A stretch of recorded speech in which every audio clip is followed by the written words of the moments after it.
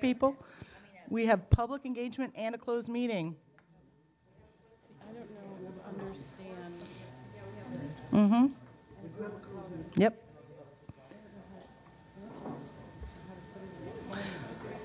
Okay, this is, the beautiful thing is this is relatively short and to the point, and we're ready to go. I think we're missing one or two people, but we have a public engagement work session on the books. There are just a few things that we need to bring the board up to speed on with regard to our previous PEC committee meetings. One notably is the fact that, and we heard it a little bit earlier in our presentation today, that the Region 3 kind of CIP boundary meetings have begun. It was a recommendation of PEC to bring to the board that CIP meetings take place in the community as a part of a regular process. We talked about what the board's calendar looks like, and it's the recommendation of PEC to the board to institute a CIP meeting in each region in the late fall, in the November-December timeframe. Does anybody want any discussion around that? Obviously, Region 3 sort of is preempting that because of what's going on, and so they wouldn't necessarily have another one in the fall, but then the other regions would subsequently follow. And it's to bring the, what's happening within the CIP specifically to the communities, to engage and inform and educate them about things like the queue and answer their questions, bring staff, and have board members who have students attending or schools in that region.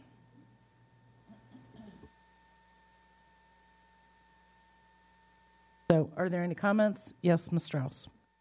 I think it's fine. One of the things that I guess maybe it's more my region, I don't know that all of the people who might be impacted for something are actually coming because the regions are so big now.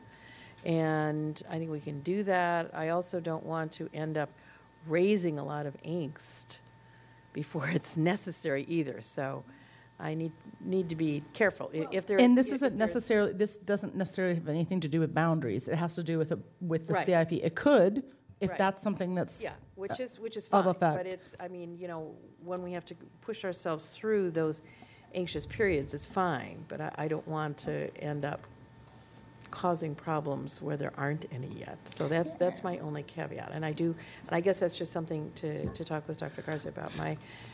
It's just a configuration now of my community. I'm finding we may or may not. I almost have to go individually to. Well, and certainly groups. I think the location of where a meeting is held could be up to a discussion between the board members and staff. But there needs to be a greater degree of public engagement around the CIP. We spent a lot of time around the budget. But isn't it interesting? It seems like even the board and its work sessions, the stuff around the CIP is more complex and a little bit more parochial. Anyway, so that's yes, fine. And we would coordinate those with you all. Like, for example, we get the regions are larger. That's why we're having 4 in Region 3. We were having 4 different sessions. And we've been specific about making sure that those areas that maybe experience a greater impact, plenty of opportunity, that we're having those specifically in those areas. But you'll have a lot of input. Right. In fact, we coordinated all the dates around Dan and Tammy. We would do the same for other board members when we get to that point. Fine, thank you. Anyone else? Well, I wasn't quite sure, Ms. Smith. I wasn't going to assume. Yes, Ms. Smith.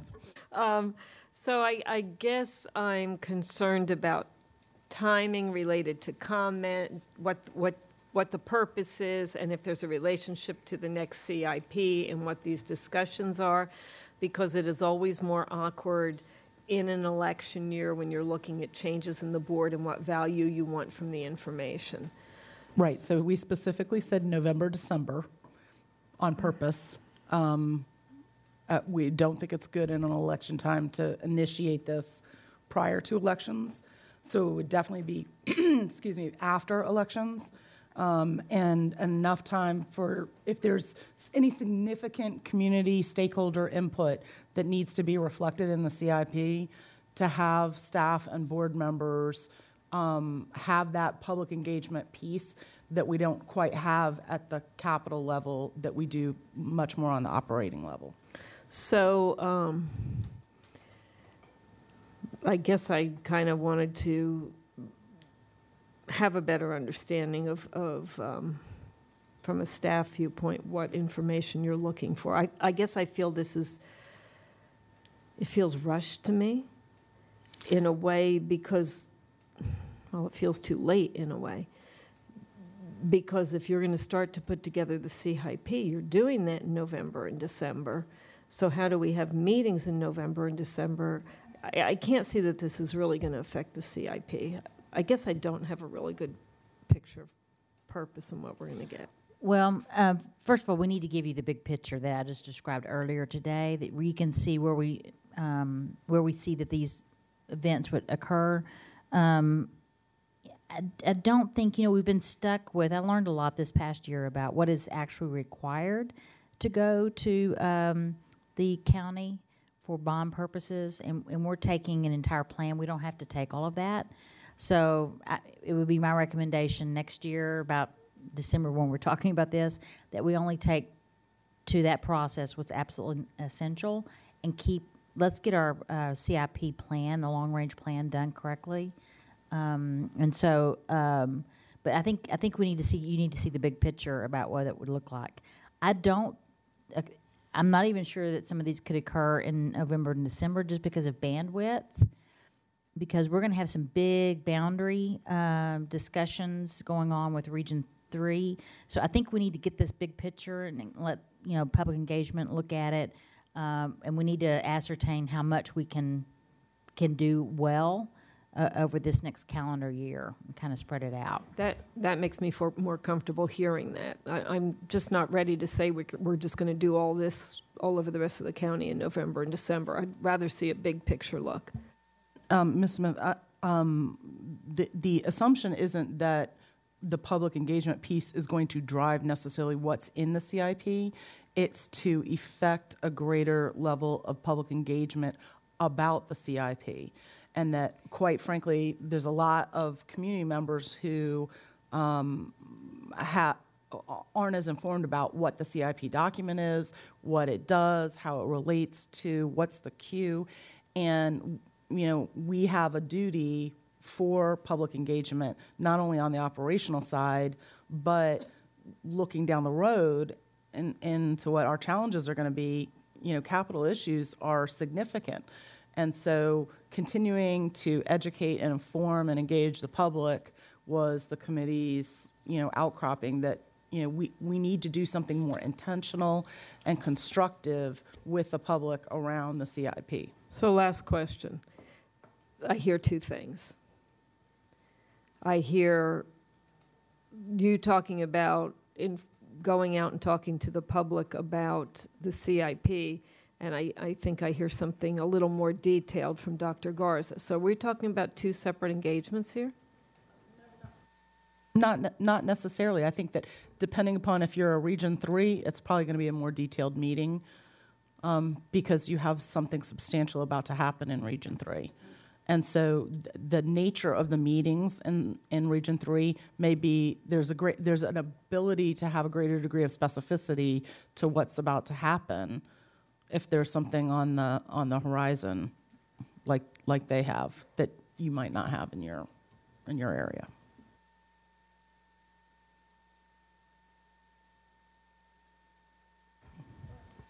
Ms. Dearnat-Kovacs. Well, I think what we're hearing from Dr. Garza is that at least for this year, this upcoming year, this would be a little rushed to do them because of what we're doing in Region 3. And I think it's something that as we go forward, then it may be up for consideration. But I think right now, it's not the best way to proceed, given what our staff is telling us. Well, and you're also saying, though, you were saying not to do it in an election year. So That No, would no, be- I was saying to do it after elections, Okay. not before, not take up the You're fall. not saying in November, but that's really just Like- December then, and then it's right. a very short window. Well, So, late, Okay. mid to late November, December. But I don't think you can completely ignore all the other regions if you're holding a lot of public engagement in one region. I don't know that you can just say, well, all the other regions, you're going to have to wait a year to have any public engagement effort by your board members and by staff over the CIP. That wasn't the intention of PEC. no, I don't, and I'm not suggesting that. I'm just saying that timing may be a little, we might need to change the timing a little. Okay, so the consensus is maybe do this, but have like springtime, right when the budget's out?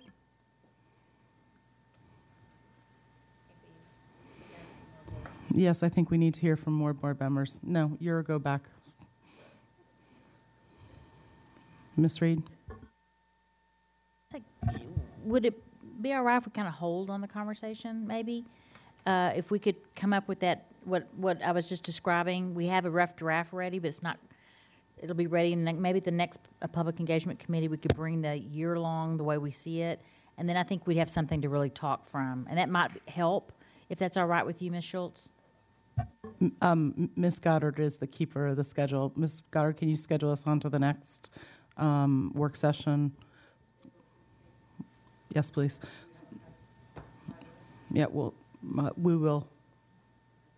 Okay, then moving forward off the agenda, CPDC, it was the recommendation of PEC, and this plays off something we said earlier, of PEC to bring to the board the notion after the joint budget presentation with the Board of Supervisors, once again, the issue of capital infrastructure and potentially a quote-unquote joint committee, even though some people are frustrated with joint committees with Board of Supervisors, to revisit the charter for CPDC and look at some means of maintaining and engagement of infrastructure needs, long-term strategic planning for the board with a standing committee. And whether you call it CPDC going forward or you call it something else, if you want to scrap the title, although it is very appropriate, but is the recommendation of the PEC committee that there be a standing infrastructure committee of the board. Yes, Ms. Smith. So our committees all have purposes and ways that they work and jobs they're supposed to do, like governance and PEC and all those committees. I think the appropriate way to bring forward this recommendation would be to go through a forum and bring it to the board to see if the board would want to change that, because I believe that that's a change in our governance structure. I don't see it as a PEC recommendation, even if all the members there support it.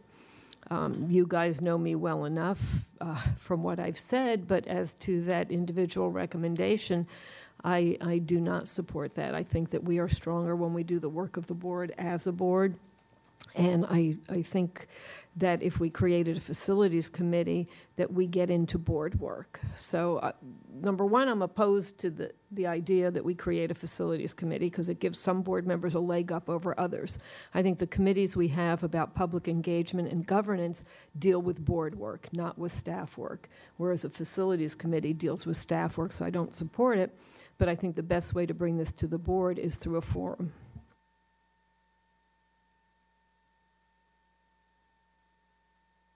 Ms. McLaughlin? I don't disagree with Ms. Smith on it in terms of the process on what we would want to do. I will just say that however the board decides that they want to have this conversation, I hope they will. This is my second time in 4 years being on the board that I've been appointed to CPDC, and I'm disappointed that I think we have not utilized board leadership with this committee. At minimum, we could be meeting once a month and getting an update from FPAC to then bring to all of you. Because right now, I don't FPAC is doing a lot of really difficult work, and we are not having, in my mind, a consistent way of delivering this to you. And this is in no way a reflection on Ms. Schultz or myself or Mr. McElveen, who serve on CPDC. I think it goes back to the first year I was appointed to it, where its role was supposed to be considered temporary.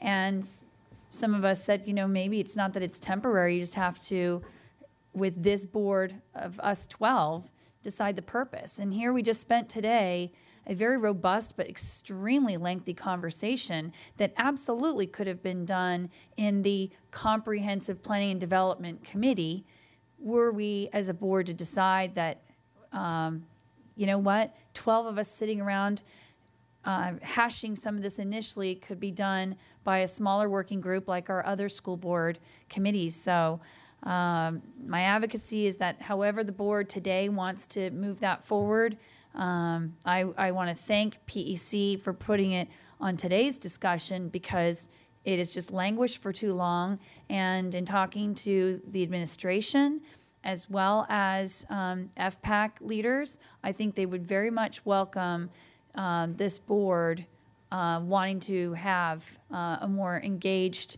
relationship between both FPAC and FCPS on facilities.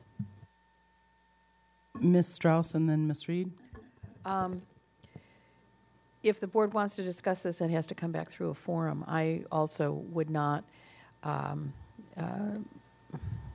support creating a new board committee on facilities. I think we are better hashing out the very difficult facilities issues with all of us together.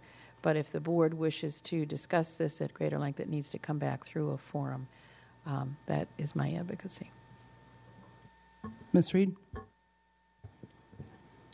As one of the people on public engagement and a former member of CPDC, my view is that we all know there's a facilities crisis. We have spent quite a bit of time talking about capital challenges, but we also know there's a lot more to be done. And I think this would be perfect committee work, whether you call it this committee or another committee. Someone should be looking at the facilities-related challenges that we have and bringing recommendations back to us, so that we don't all get together and have the same conversation that we did as a board a couple months before that. I feel like we've got to start moving forward, and maybe it would take a small group to be able to begin to pull some of these issues apart and begin to make some progress on them. So I would advocate for, as I did in the PEC meeting, some group, if it's CPDC, it would make sense to me, but that we have some group that begin to look at these issues. And I'd argue that is more important than perhaps some of our other committees right now in terms of urgency. Ms. Dana Kopax. I think I'm, siding with what I'm hearing from a couple of my colleagues who are saying that if we're talking about changing the role of a committee or changing the structure, it's less of something that should be coming through the Public Engagement Committee than it should be through a forum topic. And I understand, and I haven't heard. Well, I heard from you on CPDC, and I guess what my question would be.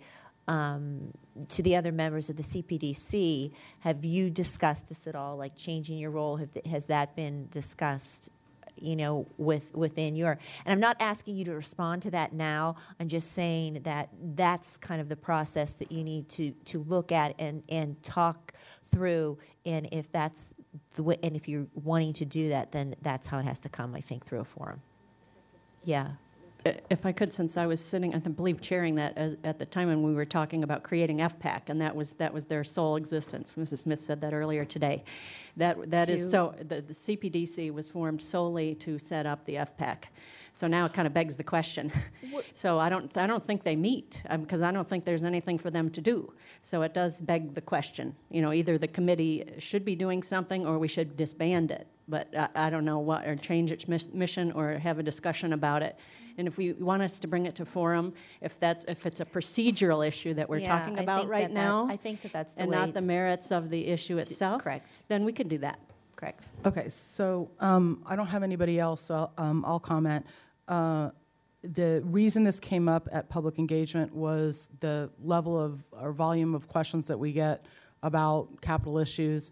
It was the previous work session that we had. It was the FPAC work that staff is highly engaged in, and I think that it would actually benefit staff to have the working committee of the board around capital, which is one of our biggest challenges, and having a face with the Board of Supervisors. We had an infrastructure finance committee, but this work session and our last work session have been two of the most significant work sessions we've had around facilities, and to not have an operable standing committee of the board to handle that heavy work makes these work sessions more difficult. So that was the conversation around PEC. I still support that.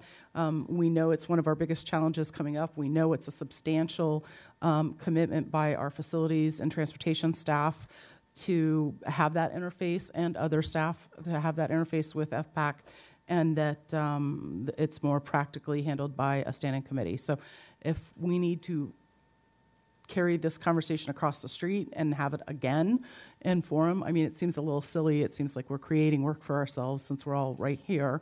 But that's okay, then we'll do that. Going on to the third bullet, Chamber of Commerce School Board Member Liaison.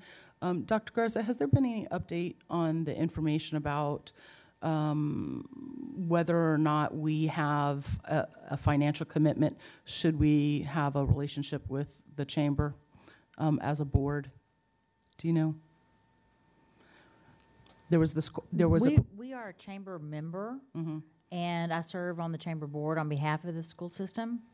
So if you would want to add another or take my spot, that's, different. I had suggested that maybe if there's a need or desire to want to have more frequent interactions, is maybe to have a smaller, subset of maybe the executive committee of the Fairfax Chamber meet with, public engagement we do have a spot. So on the there's a board. financial commitment. Should the board try to elevate, because one of the issues is brought is that the Board of Supervisors seem to have a much more significant active role with the business community through the chamber relations. And yes, there's 28 or 32 or 473 chambers. We're primarily talking about Fairfax, the Fairfax Chamber, because that's the core. And what we can do as a public engagement effort to kind of elevate our relationship as a board collectively or as individuals with the business community through a chamber relationship. And so one of the things that was posed was that if you formalize that, there is a cost associated by becoming a member, and that maybe the better way to do it is akin to the faith community outreach breakfast, is have a small engagement effort, like a early morning breakfast, because they like breakfast, right, Dr. Garza? They like early morning stuff so they can get back onto their work. And if the board would be interested in exploring not so much a formalized relationship that would cost money and have a committee member appointed as the liaison to the board, but begin the relationship with more of kind of a subset of their executive committee to begin those discussions, and whether there was an interest with the board around that, so that we wouldn't incur the expense. Yes.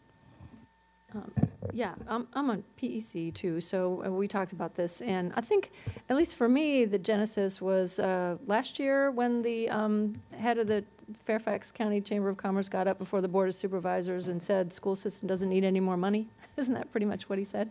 And I know that school staff, you meet with them, Dr. Garza, right? But I think when it comes to, I just feel like we need kind of a board-to-board level relationship with the chamber somehow, and I don't know what that is exactly, and that's what we're trying to tease out. And not to supplant or substitute the very, the ongoing relationship that you have with them, but something that's more, political maybe, or so I've been showing up at some of their events, but I have to pay usually. And they don't even recognize me, like, oh, here's Pat Hines, school board member, nothing, So I think, even though I tell them who I am. So I don't know, I just feel like we need a stronger relationship with them, and I'm not quite sure how to develop it.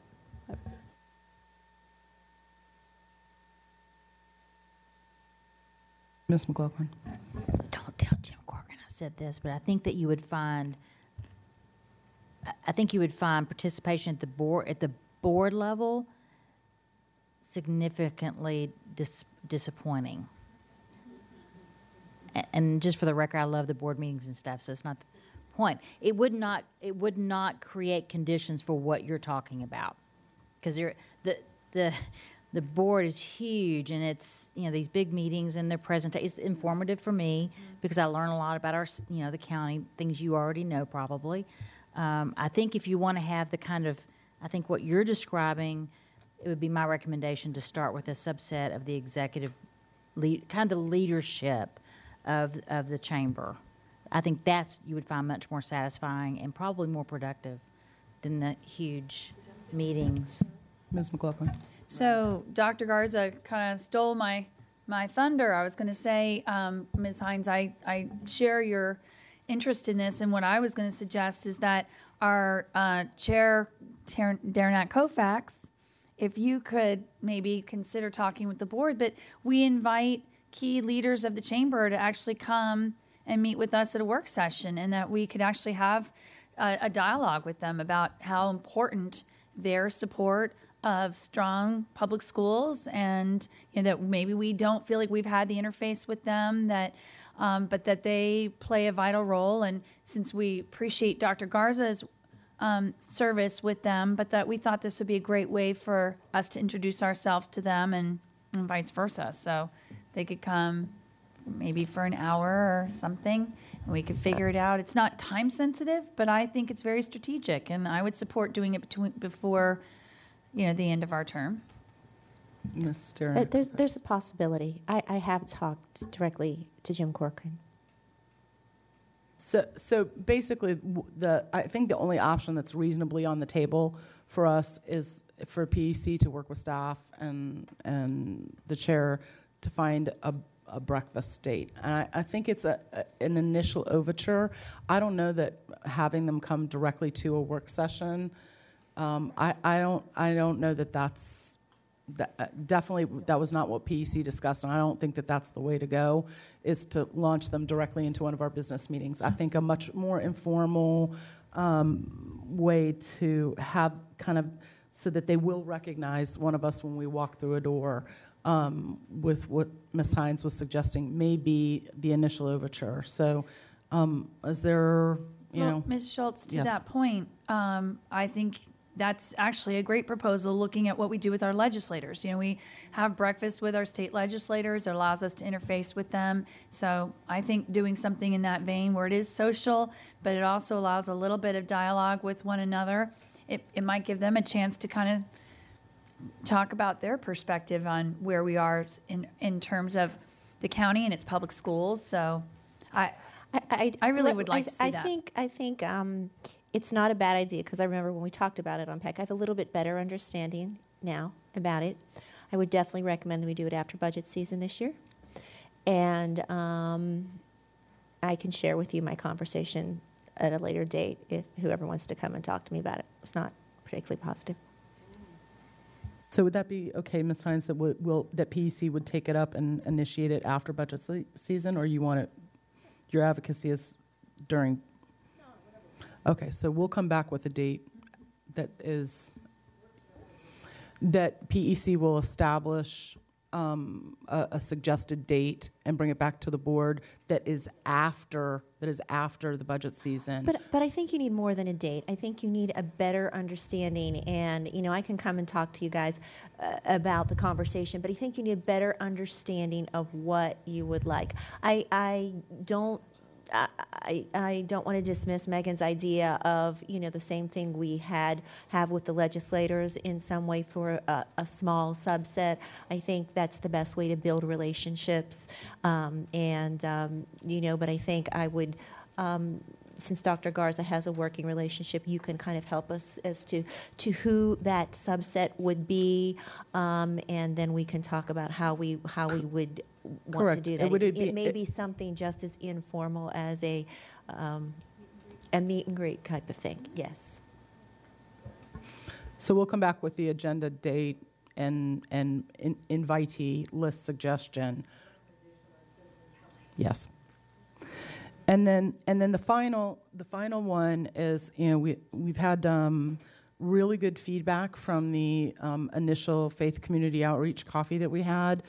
Dr. Garza and I met about 2 weeks ago and talked about a follow-up because the PEC is recommending another one. We've received inquiries from faith communities to say they wanted another one. They wanted one basically as soon as that one was over. There have been, and I don't know in all the regions what's happened, but certainly in some of the regions there are already connections being made between faith communities and individual schools with the assistance of the regional assistant superintendents. So that has yielded direct assistance into individual schools. So that's good. We wanted to do another one. Dr. Garza was a little bit concerned, would it be exactly the same thing? Potentially, but then again, with an invitee list as strong as we were ultimately able to develop it, certainly the first time you do something, you don't know how long, how many of those invitees are going to show up. So certainly we could redo it. PEC has a recommended date based on the schedule that's out there of May 4th, again, early in the morning. The only other suggestion would be to just, no. Oh, that's right. I'm sorry. I apologize. Yeah, that's correct. It was an alternate because that was one of the comments we heard from them last time. Could you do something at a different time of the day? So that one was an afternoon coffee, like coffee and cookies, because it will also lessen the expense to the board and work on staff. The only other question would be, do you just drive this back out to a region level? I heard Ms. Strauss say earlier, part of the problem is the regions are so big, so if you do it at a region level, where do you do it? And do you end up having multiple events? So we have May 4th out there. If the board is willing, we can go ahead and schedule that and work with the regional assistant superintendents, and it would be, again, in the Gatehouse Cafe. Easy, yes. Ms. Darren Kovacs? Or how are we getting information? I mean, I haven't heard anything in my region. So is the regional superintendent providing written information back to PEC? Or as far as, I'm not sure. What you want to do, you want to have a second meeting that builds off of the first. And I guess I'm not understanding what's currently happening and how we're building at this next level. So what's going on and how do we know what's going on? And then how can we move forward? We haven't asked for a report from the region assistant superintendents. It's anecdotal. I wouldn't want to be in a position of creating another report or another workload. Okay, requirement. then I kind of don't. Then again, just kind of tell me the purpose of the second meeting. Just to expand our reach into the community, because we had a limited response the first time around. It was the first time we'd done anything like that. There's and I don't remember how long the list is. It's hundreds and hundreds long, and we had, I think, about 30 some odd faith community attendees the first time around. So certainly it would be an effort to further expand the net. You don't do something once and then just walk away. You try to cultivate those relationships and connect the different faith communities and individuals within those communities to the region assistant superintendents and then ultimately down to the schools. Dr. Garza. Yeah, I don't want to be a, what's the word? I just think it's important. Maybe don't put a word on it, to ascribe a word to it. A pig at the party? Yeah, do what? A pig at the party? Is that what you're trying to say? I actually probably wouldn't have said it exactly like that. But it works for me. And this is, the board's engagement of the community, right? And so I just worry about bandwidth, folks, of our teams, and it's all great work. I mean, and the idea that you all are suggesting, I think, is great. How do we do a better job of engaging more people that have like missions in many ways, right? Like work together. I just honestly, I just worry about, having all of our regional people in there again, and so that's my only caution on any of this is, is it what's the board's public engagement? And I know it's very difficult because we're all in this together. Is what becomes additional challenge on the part of people who need to be in our schools. So I get it, and I think it's a worthy endeavor. It's just a word of caution, I guess, if you don't mind. Thank you for letting me be the pig at the party. Ms. Strauss. I wonder if it might be better and more useful to schools to have this in the fall, when schools will know where they're looking for partnerships, and we maybe will have more active collaborations. I'm a little concerned about pulling this together again in May, because of, I think, an awful lot going on, and a lot of in our schools and everybody else. By that time, there's just a tremendous amount going on. But doing it again in the fall might be a good way to start out with partnerships in schools saying, we need this, we need that, and people raising their hands to help. So that would be my suggestion. Ms. Evans? I hear what people are saying, and I wonder if an alternative might be for the regional assistant superintendents to let board members know where they've gotten feedback and responses, and where we as individual board members might take it upon ourselves to make these connections. I think some of us do that anyway. Perhaps rather than having it be one event, where they have gotten a good response, or maybe people saying, I wish I could have come. If you have another one, invite me again. Then board members, possibly with their own regional assistant superintendent, could follow up. Okay, so I'm not necessarily seeing consensus around doing May the 4th. I would just say that the marching orders from the board last time were for PEC, definitely do this again. So that's why PEC took this on. You told us to do it again, and the faith communities told us to do it again. They loved it. They said, please keep doing this.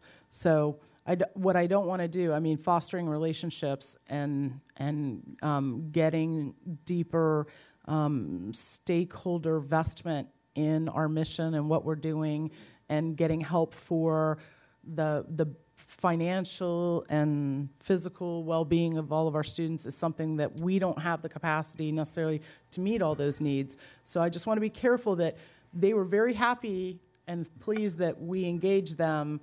We said we wanted to do this again. We went out and found the date to do it again, and now I just want to be sure that the board doesn't want to do it, because that's a different direction. Mr. Moon? I mean, I would support board doing it again, because I, very much enjoyed the meeting with, many members from the faith community last time.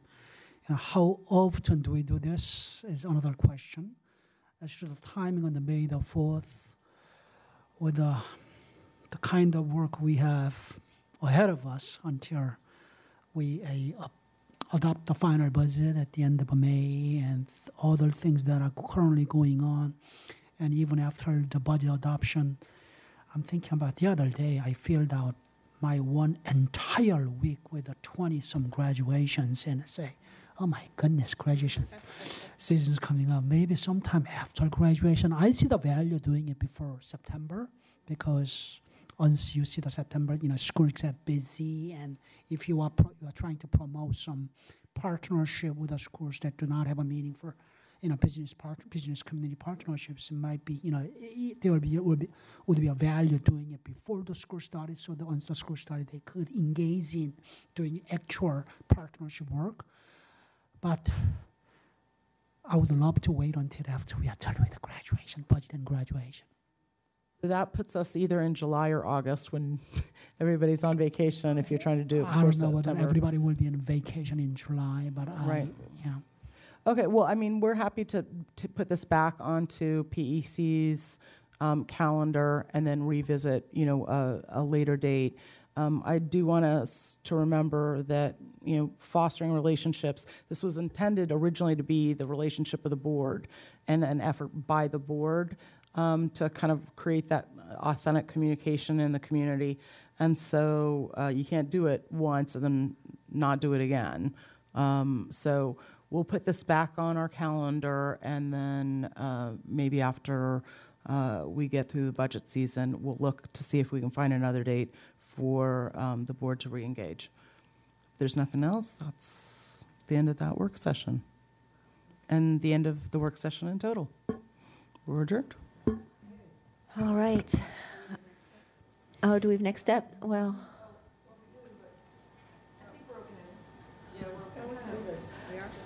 Okay.